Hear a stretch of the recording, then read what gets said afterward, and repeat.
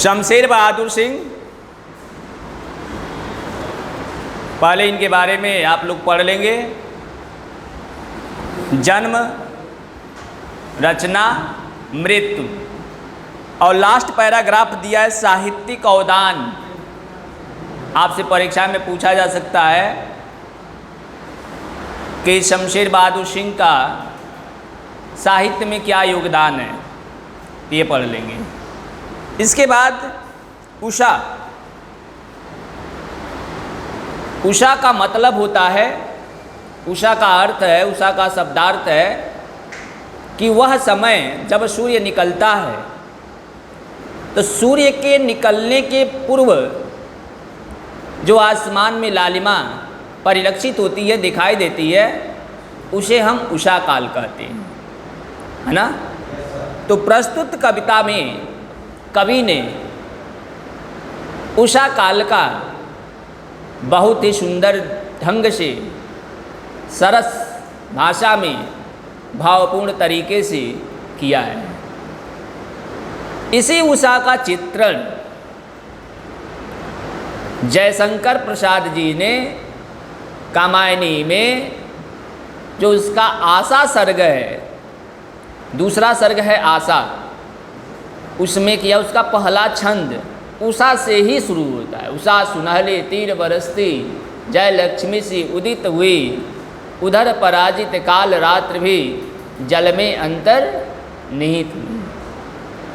आपसे कोई प्रश्न कर सकता है कि उषा और प्रातः काल में क्या अंतर है। तो उषा वह सूर्य की लालिमा जो आसमान में सूर्य उदित होने के पूर्व परिलक्षित होती है, अभी सूर्य उगे नहीं होते हैं, उसको कहते हैं उषा काल।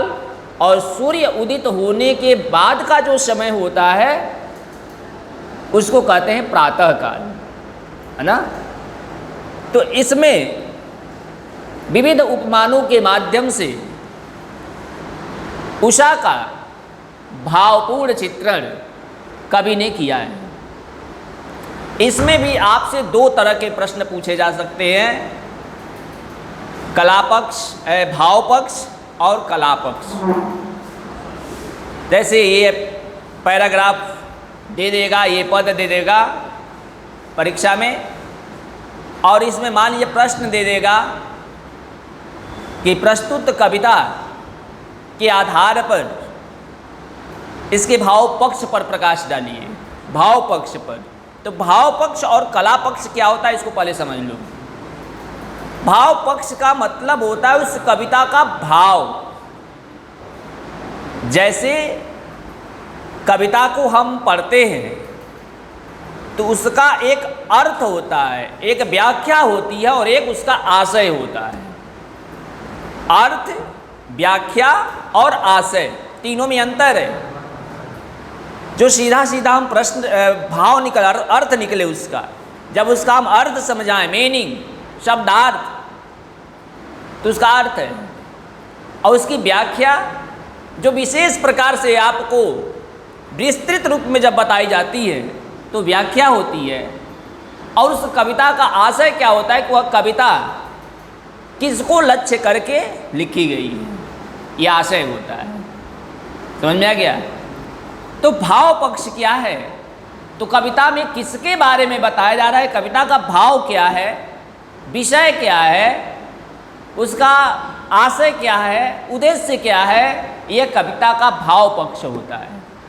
जैसे उषा कविता है तो उषा में किसके बारे में बताया गया, तो उषा काल के बारे में बताया गया है। वह उषा कैसी है,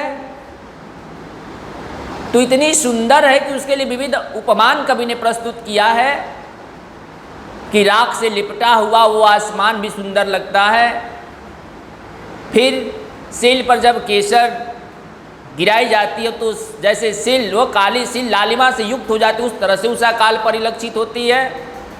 फिर यह उषा काल नीले जल में मानो ऐसे प्रतीत होती कि मानो नीले जल में कोई गौर वर्ण परिलक्षित हो रहा हो, उस प्रकार से वह सुषमायुक्त उषा काल परिलक्षित होती है। तो ये क्या है, इसका भाव पक्ष है। समझ में आ गया।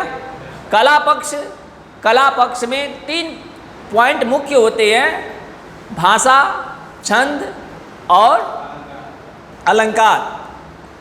तो इसकी भाषा क्या है? तो आपके पूरे पाठ्यक्रम में 2 कवियों को छोड़ करके सबकी जो भाषा है वो खड़ी बोली है। वो 2 कवि कौन है?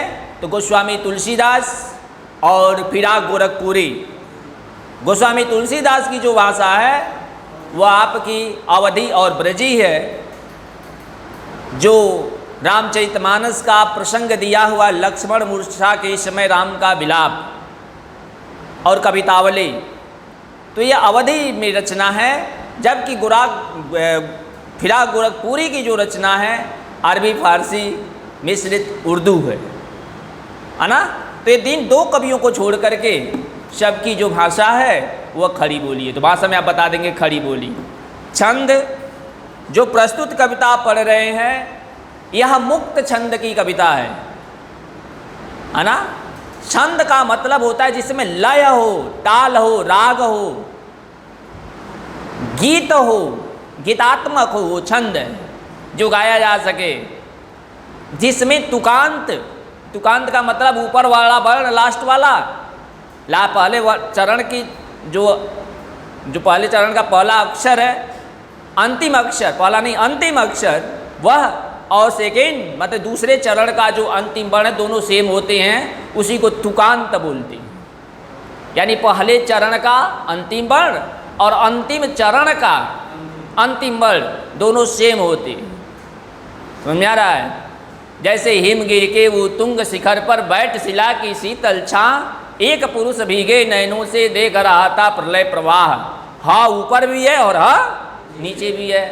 तो जहाँ तुक हो है ना, तुकबद्धता हो, वहाँ पर छंद होता है। लेकिन यहाँ पर तुकबद्धता नहीं है, तुकांत नहीं है। यह मुक्त छंद की कविता है।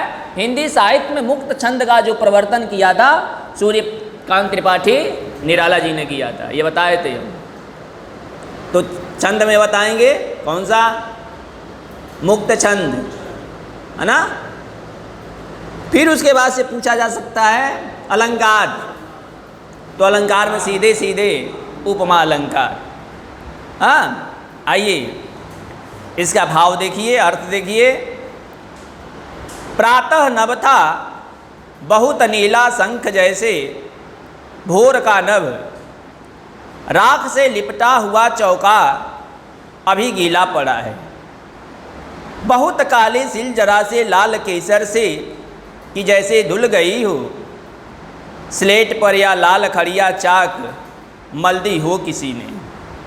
नील जल में या किसी की गौर झिलमिल देह जैसे हिल रही हो, और जादू टूटता है इस उषा का अब सूर्योदय हो रहा है। जादू टूटता है इस उषा का अब सूर्योदय हो रहा है। जादू टूटता है इस उषा का माने यह जो उषा काल है यह ऐसे सुशोभित हो रहा है यह समय कि लग रहा है कि किसी प्रकार का जादू है, किसी प्रकार का जादू है, किसी प्रकार का बहुत सुंदर कवि की ये कल्पना है।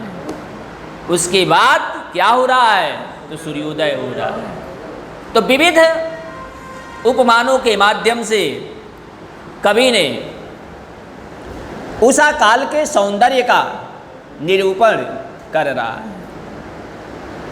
इसका आशय क्या है? उषा काल का वर्णन करने का आशय क्या है? तो सीधे सीधे सरल भाषा में आप बताइए। ये आपके लिए पहला, कम से कम हमारा झुकाव चिर अस्थाई जो सौंदर्य है प्रकृति का उसके प्रति। हाँ, आज जिस तरह से हम लोग प्रकृति से दूर हो रहे हैं तो हमारे जीवन में प्रकृति भी जो है तांडव नृत्य कर रही है। जैसे वर्तमान में आपने देखा ही होगा, देख ही रहे हैं, पूरा विश्व कोरोना के महामारी से कैसे जूझ रहा है। तो कुल मिलाकर के हम यह कह सकते हैं कि हमारा संबंध प्रकृति के साथ आत्मीय हो। पहले के लोग पागल थोड़ी हुआ करते थे कि प्रकृति के गोद में रहते थे, है ना। तो हमारा संबंध प्रकृति के साथ चिरस्थायी हो, हम आत्मीयता के साथ प्रकृति से जुड़े। इसी भाव को हारे हुए मनु के जीवन में सांत्वना भरने के लिए जयशंकर प्रसाद ने अपने कामायनी के माध्यम से उनको संबोधित किया है। वहाँ भी उषा की व्याख्या होती है कि वह उषा कैसी है। तो कामायनी का मतलब जो उसका कथानक है, संक्षेप में मतलब 2 मिनट में आप सुन लीजिए कि कामायनी क्या है। कामायनी एक जयशंकर प्रसाद का महाकाव्य है और उसमें सृष्टि के प्रलय के साथ साथ सृष्टि का पुनर्स्थापन को प्रसाद जी के द्वारा दिखाया गया है। तो उस पूरे कामायनी में प्रकृति का तांडव मचा हुआ है, मतलब प्रलय काल है, और उसमें मनु महाराज अकेले बचे हैं। उन मनु महाराज को सांत्वना देने के लिए कवि उनको प्रकृति से जोड़ता है ना। यानी आपके जीवन में जो दुख की रात थी वो समाप्त हो चुकी है और सुख रूपी उषा का अब उदय हो रहा है। किस रूप में? तो जय लक्ष्मी से उदित हुई, लक्ष्मी के साक्षात लक्ष्मी के रूप में आपके जीवन में अब उषा का उदय हो रहा है। उषा काल किसका प्रतीक है यहाँ? तो जीवन में सुख का प्रतीक है। लोग कहते हैं ना कि अरे सुबह में भ्रमण करना चाहिए, क्यों? क्योंकि हमको उससे सुख मिले, तो सुख का प्रतीक है यहाँ पर। तो सुख का जो प्रतीक उषा है, जिसका प्रकृति से यथार्थ संबंध है, उसका निरूपण कवि ने इस कविता में किया। आप प्रसंग बताएंगे कि उषा के सौंदर्य का निरूपण प्रस्तुत पद्यावतरण में कवि के द्वारा किया गया है, जो असीम है, जो अखंड है, जो अविस्मरणीय है ना। ये प्रसंग हो गया। आइए व्याख्या देखिए। प्रातः नभ था, प्रातः काल का नभ था, आसमान था। कैसा? तो बहुत नीला, वह नीले रंग का आसमान था। किस तरह का? तो शंख जैसे, शंख के समान। किस तरह का वो शंख है? तो नीले शंख के समान प्रातः काल का वह आसमान था। और कब का था? तो भोर का नभ, है ना, सुबह का नभ, ब्रह्म बेला का नभ। तो उस समय का नभ कैसा होता है? तो एकदम स्वच्छ, निर्मल, सुंदर होता है।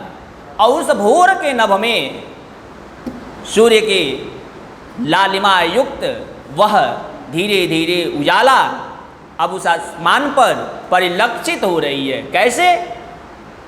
यानी वह भोर का आसमान था तो नीला स्वच्छ था, और उस स्वच्छ आसमान पर सूर्य की जो किरणें हैं वो कैसे प्रतीत हो रही हैं, उनको विविध उपमानों के माध्यम से कवि यहाँ समझा रहा है। क्या? तो राख से लिपा हुआ चौका अभी गीला पड़ा है। इस तरह का वो प्रतीत हो रहा है, जैसे मान लो राख से लिपा हुआ वह चौका हो। अब राख से लिपा हुआ चौका का अर्थ क्या है? अब यहाँ अर्थ उसका समझिए। अर्थ है कि जैसे पहले जहाँ लोग भोजन करते थे उसको चौका कहा जाता था, और उस चौका को सरफ के पानी से नहीं पोंछा जाता था, वो राख को मिट्टी के पात्र में रख करके उस चौका पर बार बार लेप किया जाता था, और वह ऐसे मतलब थोड़ा हल्का सा कालिमा युक्त होता था। उसी को लिया है कि मानो वह आसमान कैसा उस समय प्रतीत होता है, तो जैसे लगता है कि राख से लिपा हुआ चौकी के समान। क्लियर? बहुत काली सिल जरा से, यही नहीं दूसरा उपमान कभी यहाँ दे रहा है कि काली सिल पर ऐसे प्रतीत हो रहा है वह आसमान उस लालिमा से युक्त होकर जैसे काली शिल पर लाल केसर घोल करके गिरा दी गई, है ना। तो काले पर लाल केसर जब गिरेगी तो दोनों का सौंदर्य परिलक्षित होगा, दिखाई देगा। तो इस प्रकार प्रतीत हो रहा है जैसे शिल पर लाल केसर घोल करके किसी ने गिरा दिया हो, इस प्रकार वह स्वर्णिम उषा काल हमें परिलक्षित हो रही है, दिखाई दे रही है, प्रतीत हो रहा है। आई बात समझ में। तीसरा उपमान है, उपमान की झड़ी लगा दी है शमशेर बहादुर से, है ना। कि स्लेट पर लाल खड़िया चाक मल दी हो किसी ने, अर्थात वह भोर का आसमान उस लालिमा से युक्त होकर कैसे प्रतीत हो रहा है जैसे काली स्लेट पर किसी ने लाल खड़िया से उस पर लेप किया। क्लियर। अगला, नीला जल में या किसी की गौर झिलमिल देह जैसी हिल रही हो, अर्थात नीले जल में मानो गौर वर्ण का कोई व्यक्ति परिलक्षित हो रहा हो, इस तरह से वो लालिमा से युक्त हल्का हल्का वह नभ, सुबह का नभ अपने सौंदर्य की आभा से सुशोभित हो रहा है, परिलक्षित हो रहा है। और जादू टूटता है इस उषा का, अब सूर्योदय हो रहा है। इस प्रकार ऐसा मनोरम दृश्य देख करके लगता है कि वाकई में यह प्रकृति का जादू है, यह प्रकृति के सौंदर्य का जादू है। इस प्रकार देख करके ऐसा लगता है कि धीरे धीरे अब सूर्योदय होने ही वाला है। क्लियर।